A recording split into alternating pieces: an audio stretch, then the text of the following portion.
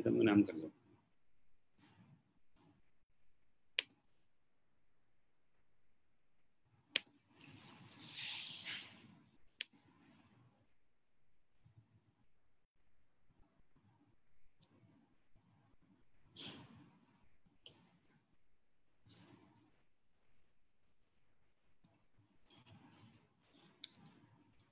नमस्ते to all. मैं doctor Manoj Singh आप सबका स्वागत करता हूं। आज हम लोग पिछले 3 हफ्तों से एक साथ जुड़ रहे हैं। आज चौथा हफ्ता है और आज हम आपके सामने हार्टफुलनेस की मास्टर क्लास लेके आ रहे हैं by none other than Shri Kamlesh Patel, जो ग्लोबल हार्टफुलनेस के गाइड हैं। और मैं तो क्या कहूँ, लॉकडाउन के 3 हफ्ते पहले मेरा सौभाग्य था कि उनके सेंटर पर हैदराबाद में कानापन पे मेरे उनके दर्शन हुए और उन्होंने मुझे जो स्ट्रेंथ और एनर्जी दी है वही मुझे कोविड में फाइट करने के लिए बहुत काम आ रही है। सो आप सबके सामने प्रस्तुत है हार्टफुलनेस की master class part 1 by Shri Kamlesh Patel.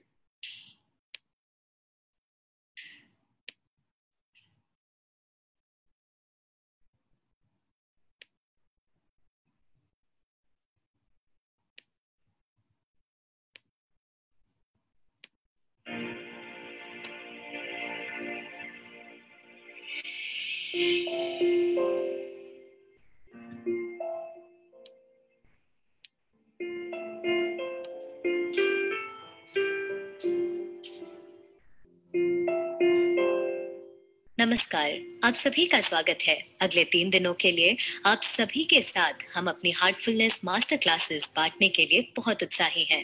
आगामी 3 दिनों में ये master classes Shri Kamlesh D Patel द्वारा संचालित की जाएंगी, जो हार्टफुलनेस संस्था के वैश्विक मार्गदर्शक हैं। तो इसलिए बिना ज्यादा कुछ कहे आइए सत्र का शुभारंभ करें।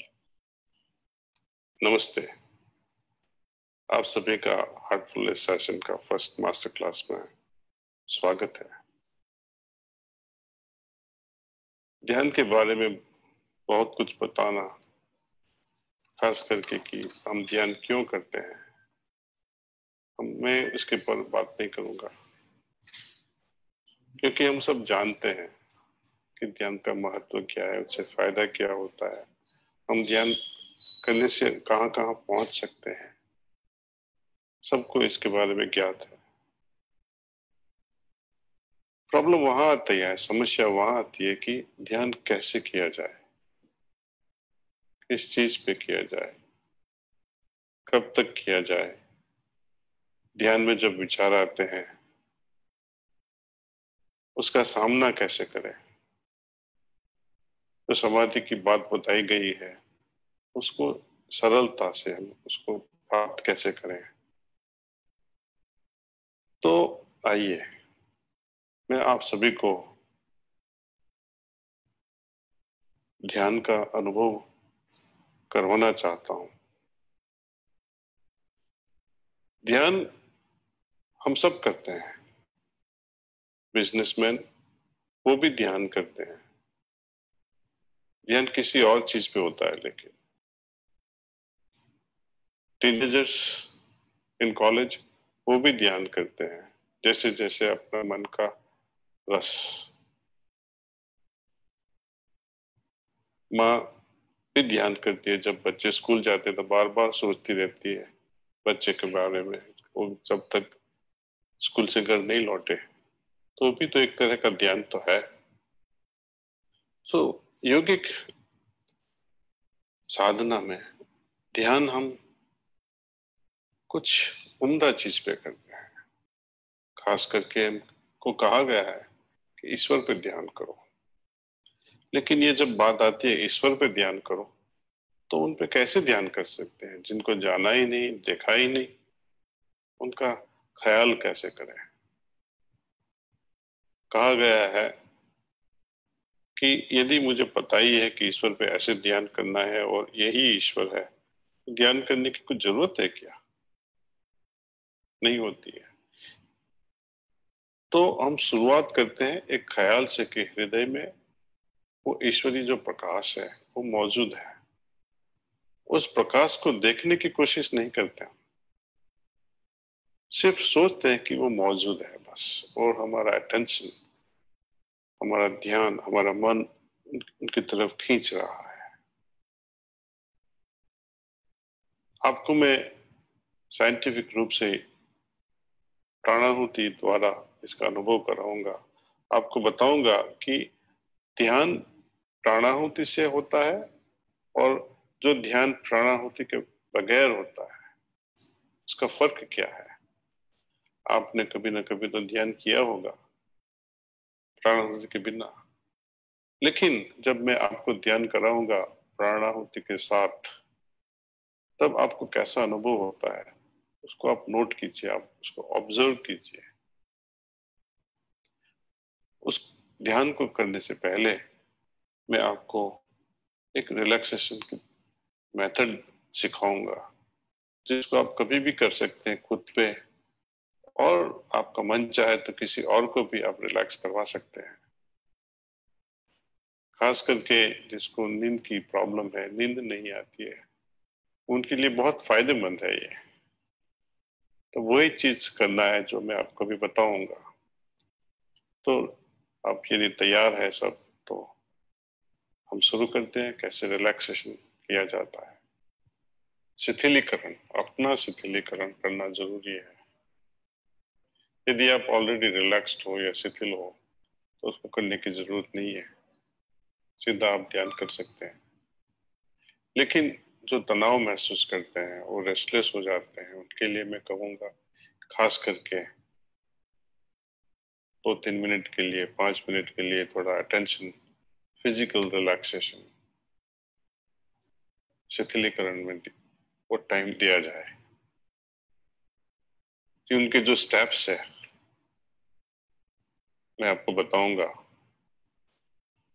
आराम से बैठ जाएं और बहुत ही हल्के से अपनी आंखें बंद कर लें।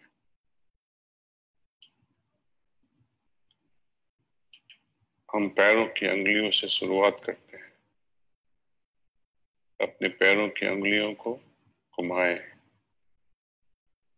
अब महसूस करें कि ढीली और तनाव मुक्त वो हो रही है।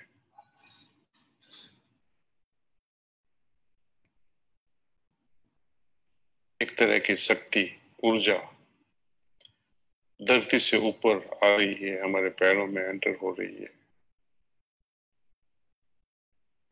पंजों से ऊपर घुटनों की ओर, एवं पैरों को आराम पहुंचा रही है।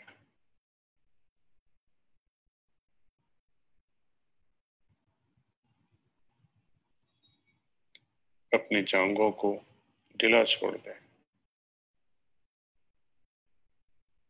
ऊर्जा घुटनों से ऊपर की ओर जा रही है और उन्हें आराम मग्न कर रही है।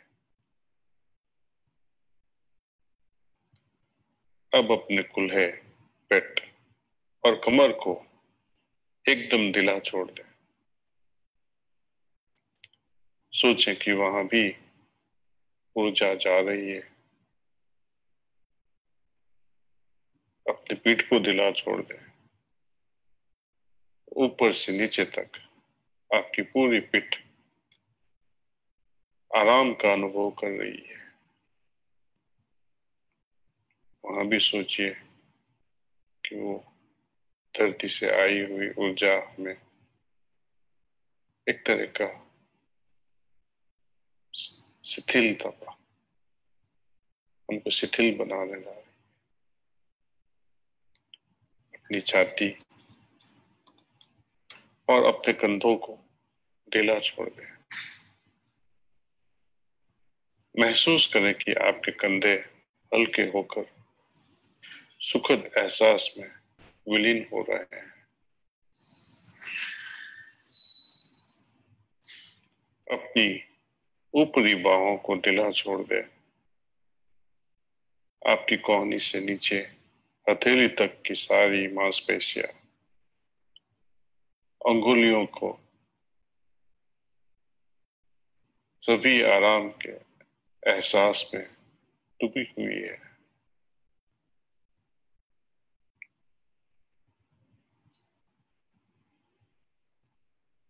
गर्दन को भी ढीला छोड़ दें। अपना ध्यान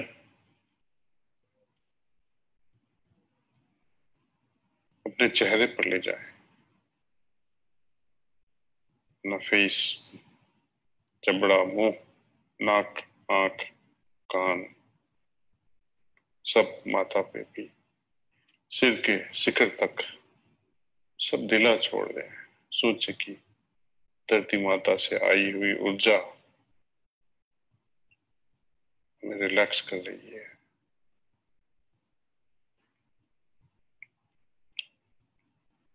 महसूस करें कि अब पूरा शरीर हल्का होकर आराम के सुखद एहसास में डूबा हुआ है।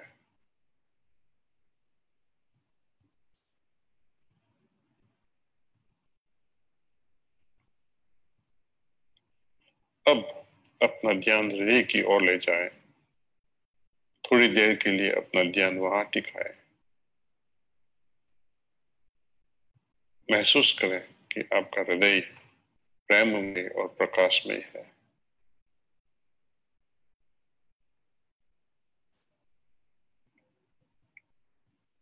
निश्चल और शांत भाव से बैठे रहें और धीरे से स्वयं में रम जाएं।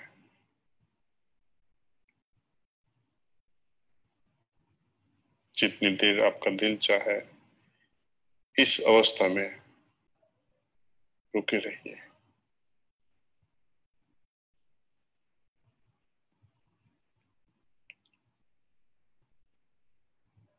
जब ये रिलैक्सेशन हो गए, हम कर दिया, तो उसके बाद हम ध्यान के लिए तैयार हो जाते हैं।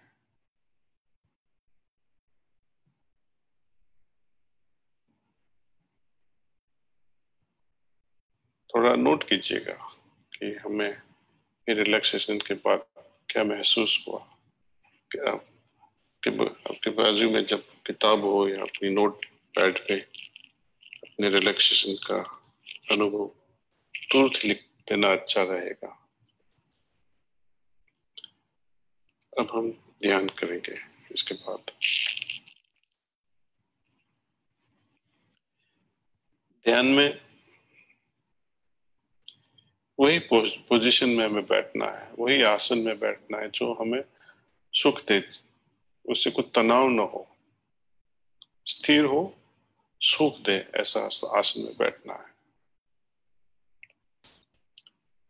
कई लोग लोटस पोस्चर बोलते हैं, जैसे अपने पलाठी बोलते हैं, इस तरह बैठ सकते हैं, या कुर्सी में भी बैठ सकते हैं, या सोफा में भी बैठ सकते हैं। हमें पीठ पे लेट के बैठ ध्यान करना अच्छा नहीं है, क्योंकि लेटे लेटे हम ध्यान करेंगे तो नींद आ सकती है। तो उसको ध्यान नहीं कहेंगे, बाद में उसको बोलेंगे कि वो तो नींद की प्रक्रिया कर रहे हैं। तो चलो हम सब ध्यान में लग जाए। अब हल्के से आंख बंद कीजिएगा। सोचिए कि मेरे हृदय में ईश्वरीय प्रकाश मौजूद है और हमारे ध्यान को उनकी तरफ खींच रहा है, और मुझ में वो प्राणाहुति आ रही है।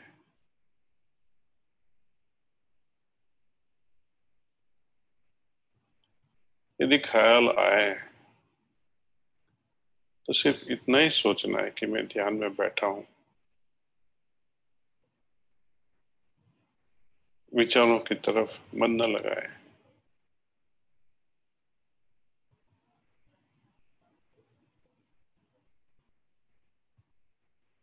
सिर्फ अपने को याद करवाना है कि मैं ध्यान में बैठा हूं।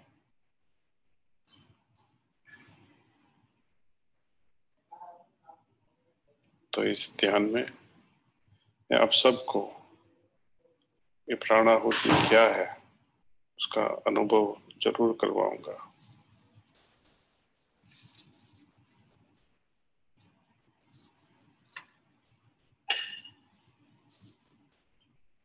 सोचिए कि वो ईश्वरीय धारा मेरे हृदय में एक सहज रूप से आ रही है।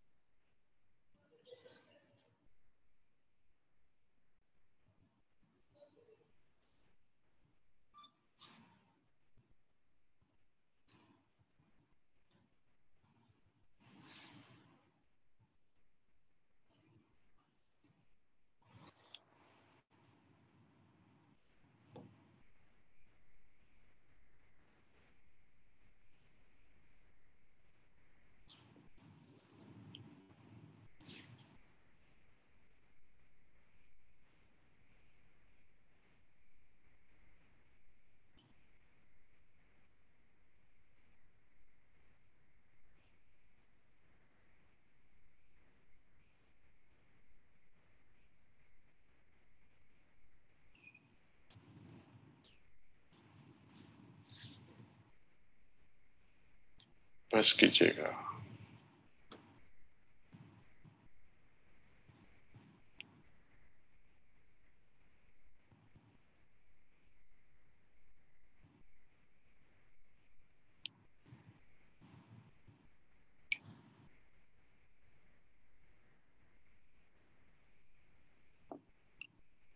ध्यान के बाद जरूरी है कि हम अपने अनुभव लिखते हैं।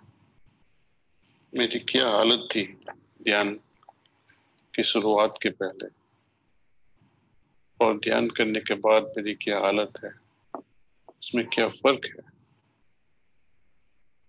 कैसा अनुभव हुआ, क्या कुछ आइडियाज, ऐसे ख्याल आए जिसको हमें इम्प्लीमेंट करना है अपनी जिंदगी में, उसको अपनाना है, क्या ऐसी चीज है जिसको निकालना भी है, उस ख्यालों को नोट करना है। हमारी हालत कैसी एक सूक्ष्म हो जाती है, शांतिमय हो जाती है, एकदम रिलैक्स हो जाते हैं। यदि वो महसूस किया तो वो भी हम लिख सकते हैं।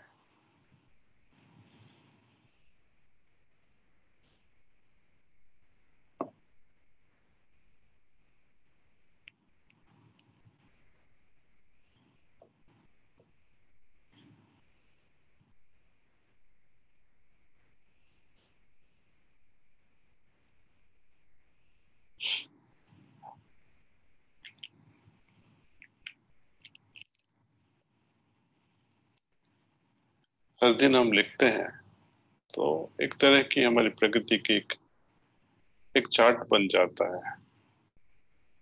यदि हम कुछ अनुभव करते हैं ध्यान के दरमियान, अब 2 दिन के बाद सोचेंगे कि हमको कैसा अनुभव था, अब भूल जाएंगे, अब कुछ बता नहीं पाएंगे। इतना ही याद रहेगा कि हाँ वो अच्छा था, लेकिन डिटेल में जब कोई पूछे तो कुछ पता नहीं चलेगा। तो अपने लिए अपनी प्रगति कैसे हो रही है उसको ट्रैक करने के लिए हमें लिखना जरूरी है। यदि वो भी आप नहीं लिख पाते तो कोई हर्ज नहीं है उससे। हम नहीं लिख पाते हैं तो ऐसा सोचना नहीं कि हम ध्यान नहीं करेंगे। ध्यान करना एक जरूरी है, चाहे आप लिख सके या ना लिख सके। अब जब हम ध्यान करना अब जान गए तो ये जरूरी है कि हम एक टाइम बना लें, एक समय बना लें। जिस चीज को हम बार बार करते हैं वो आसान बन जाती है, एक सहज हो जाती है। जैसे गीता में बताया है कि कर्म, कई तरह के कर्म होते हैं। कर्म होता है, अकर्म भी होता है और विकर्म भी होता है। सब लोग कर्म करने से मजबूर तो है ही, लेकिन वो कर्म के साथ जब प्रेम लग जाता है तो वो खास रूप का कर्म हो जाता है, जिसको विशिष्ट कर्म कहते हैं या विकर्म कहते हैं। और ये काम करते करते अपनी हालत ऐसी बन जाती है कि हमें उसका पता ही नहीं चले। जब काम करते हैं प्रेम रूप में हम डूब जाते हैं, काम करते हैं, काम करने का असर नहीं लगता है। जैसे कि माँ अपने बच्चे को दूध देने के लिए जब उठ जाती है 2 बजे या 3 बजे, क्योंकि बच्चा रोता है, तो प्रेम से उसको दूध भी देती है। यदि वही चीज पिताजी से बताइए क्या होगा? उनके लिए वो नॉर्मल नहीं है। वो दूध की बोतल लाएगा, गर्म करेगा, बाद में उसको नॉर्मल टेम्परेचर पे करेगा, बाद में लिखेगा कि वो आज मैंने रात को अपने बेटे को दूध पिलाया। और महीनों तक वो याद करेगा, सालों तक याद करेगा कि मैंने उठ के मेरे बेटे को दिया। माँ कभी याद करेगी क्या? नहीं करेगी। सो कर्म की असर पड़ती है, विशिष्ट कर्म की भी असर पड़ती है, अकर्म की कोई असर नहीं पड़ती। इसलिए हम संस्कार रहित हो जाते हैं, उसकी असर नहीं पड़ती है। उसके लिए हमें किसी को याद करवाना नहीं पड़ता है कि मैंने देखो आपके लिए ये किया था। इसी तरह जब हम ध्यान करते हैं शुरू में, उसके लिए कोशिश तो करनी ही पड़ेगी, प्रयत्न करना पड़ेगा। धीरे धीरे धीरे धीरे जैसे अपन को अनुभव होते जाते हैं, वो एक अनुभव के बाद दूसरा अनुभव, तीसरा अनुभव और उम्दा अनुभव आते ही रहेंगे। तो उनके साथ हम जब चलते रहते हैं अपना अपनी साधना,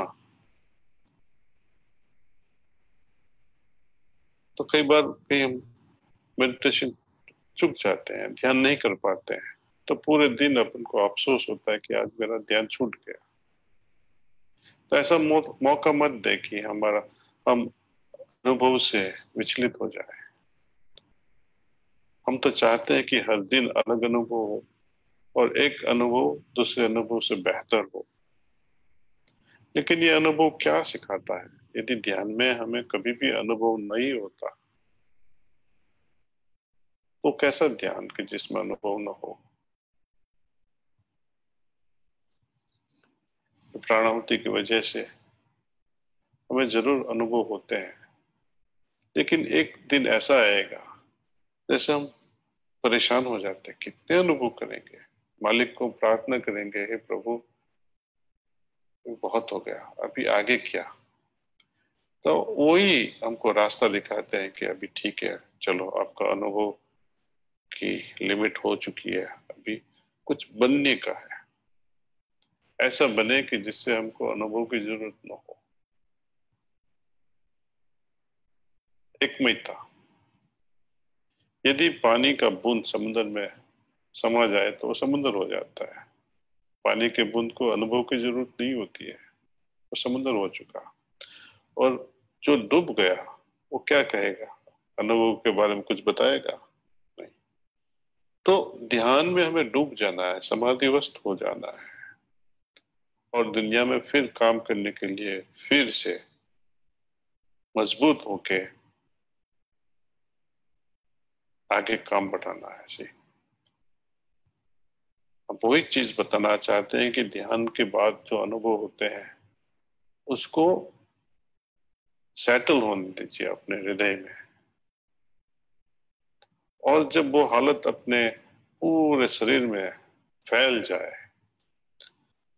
वो हालत से हमें बाद में दुनिया में काम करने चले जाना है। ऑफिस में काम करना है या बिजनेस में काम करना है या घर पे हमारा जो जिम्मेदारी है वो संभालना है। पर जो भी हो, जो भी हमें कर्म करना है वो ये हालत के साथ करना। तो ये जरूरी है कि ध्यान के बाद हम वो हालत की पहचान कर लें और वही हालत, एक हालत के बाद दूसरी हालत के बाद हम कुछ बनने लगते हैं। और बाद में फाइनल में क्या होता है कि ऐसा अनुभव हो जाता है कि हम कितना बनेंगे, जैसे कितने अनुभव हुए हम कितना बनेंगे। अब दिल वही चाहता है कि अब कुछ न बने तो ठीक है, सिर्फ ईश्वर ही हो। जब मैं न मैं रहूं, सिर्फ ईश्वर ही रहे। वही ध्यान की कल्मिनेशन कहता है। जब ध्यान ध्यान ही नहीं रहा, उसके आगे बढ़ जाते हैं। कुछ कुछ करने का नहीं होता है। जब कुछ करने का नहीं होता है, कुछ पाने का नहीं होता है, तो हमको लगता है कि बस अभी हम ध्यान की अंतिम सीमा तक पहुंच गए हैं। लेकिन यदि हमें पक्का गुरु मिल गया, वो हमको याद कराएंगे कि भाई ध्यान में कोई अंतिम सीमा नहीं आती। जो असीम है उसकी अंतिम सीमा कैसे? तो चलो, आपका बहुत बहुत धन्यवाद है कि आप हमारे साथ आज पार्टिसिपेट कर रहे हैं फर्स्ट मास्टर क्लास ध्यान पे।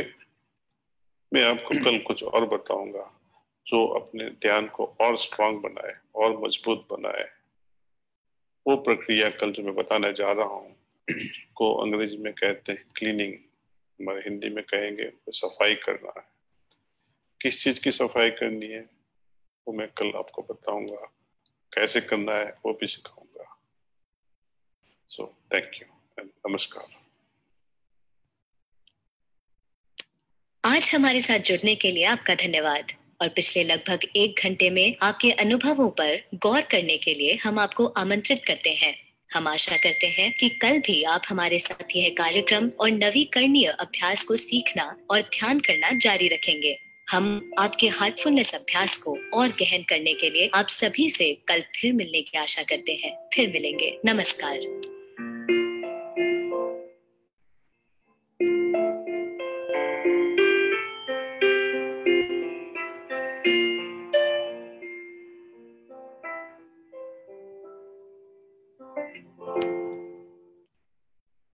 आप लोगों ने, मुझे आशा है कि आप लोगों ने मेडिटेशन में वही स्टेप्स का फॉलो किया। बहुत सारे मन में ख्याल आते हैं जब आप बिगिनर हो। शुरुआत में मुझे भी बहुत आते थे, मतलब ऐसा लगता था कि मैं बैठ के सोच ही रहा हूँ। फिर ध्यान जाता है सारे अंगों पे एक्सेप्ट हार्ट, बाकी सब तो बंद है। आप देखो ना, आप चल रहे हो, ना आँख से कुछ देख रहे हो, ना कान से कुछ सुन रहे हो, ना आप कुछ और काम कर रहे हो। तो हार्ट तो देखो जीवन की सबसे बड़ी कड़ी है, इसीलिए इसको हम हार्टफुलनेस मेडिटेशन कहते हैं। तो माइंड को स्टॉप करना ही एक कला है जो इस मेडिटेशन से आप पहुंचोगे। और एज ए डॉक्टर मैं आपको बता रहा हूँ, इसका अनुभव इतना ज़्यादा अलग होता है आफ्टर मेडिटेशन। जो स्टेट आप अचीव करते हो, जैसे आप मानो जो मेरी स्टेट थी बिफोर मेडिटेशन और जो अभी स्टेट है, उसमें रियली आप एक फिल्टर्ड रूप में दिख रहे हो अपने आप को।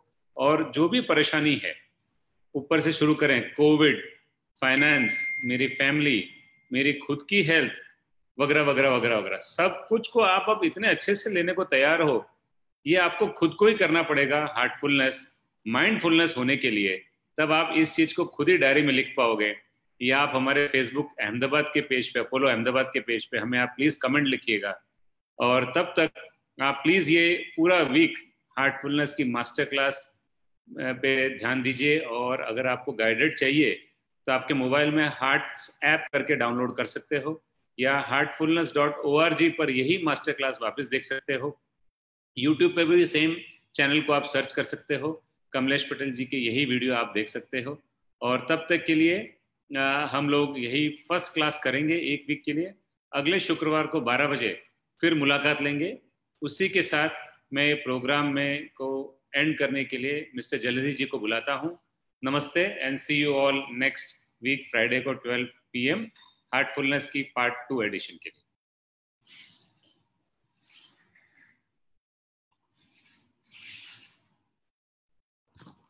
Thank you so much viewers, जिन्होंने हमारा ये सेशन आज किया, हमारे साथ मेडिटेशन किया।